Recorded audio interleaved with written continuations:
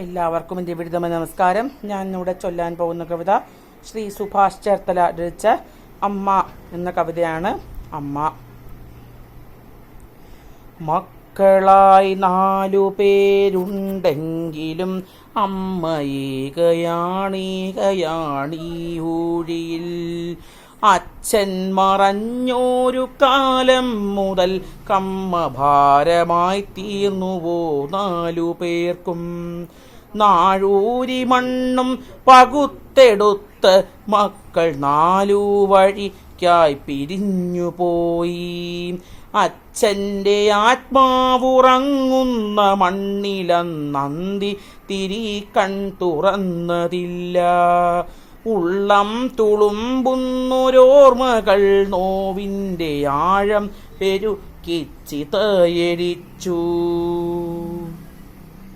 ദുശ്ശകൂനം പോലെ അമ്മയെ കണ്ടൊരാ മക്കൾ നടന്നു മറയുന്നതും നോക്കി നെഞ്ചു പൊളിഞ്ഞമ്മ നീറി നിന്നു. ചെല്ലക്കഥകൾ നുകർന്നു രസിച്ചൊരാ പേരക്കിടാവോടി വന്ന നേരം ശാസിച്ചു നിർത്തി മരുമകളെങ്കിലും മുത്തശ്ശിക്കൊപ്പമൊന്നോടിയെത്താൻ.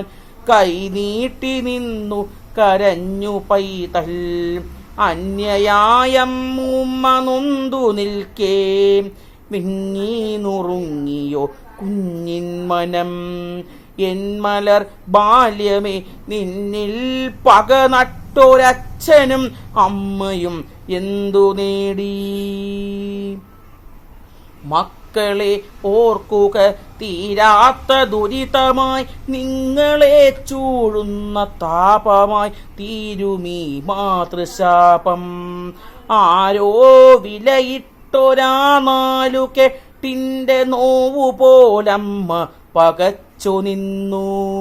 പോകാനിടമില്ല എന്നൊരു ദുഃഖമല്ലമ്മ തന്നെഞ്ചിൽ തിളച്ചതപ്പോൾ. മഴയിലും പൊള്ളുന്ന പകലിലും മക്കൾക്കായി ഓടിത്തളർന്നൊരാ അച്ഛൻ്റെ രൂപമാണമ്മയെ വന്നു പൊതിഞ്ഞതപ്പോൾ.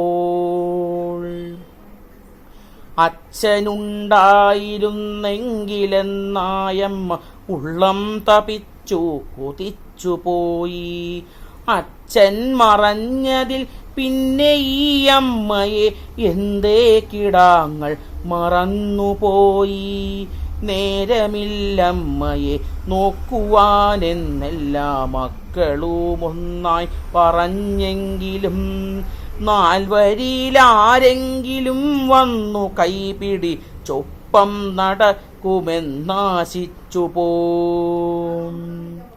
ആശകൾ പിന്നെയും ബാക്കിയാക്കി പാതി വഴിയിൽ മറഞ്ഞൊരാ അച്ഛൻ്റെ ഓർമ്മയിലമ്മ പിടഞ്ഞു വീഴേ. കൈപിടിച്ചാരോ നടത്തി ആ അമ്മയെ ശരണാലയത്തിൻ കവാടം വരെ.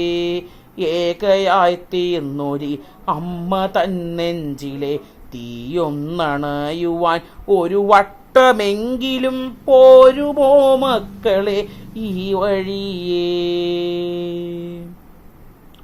പ്രതിക്രിയയായി വന്നു കൂട്ടിയാലും തീരുമോ മക്കളെ നിങ്ങളെ പോറ്റിയ പെറ്റ വയറിൻ്റെ തീരാക്കടം.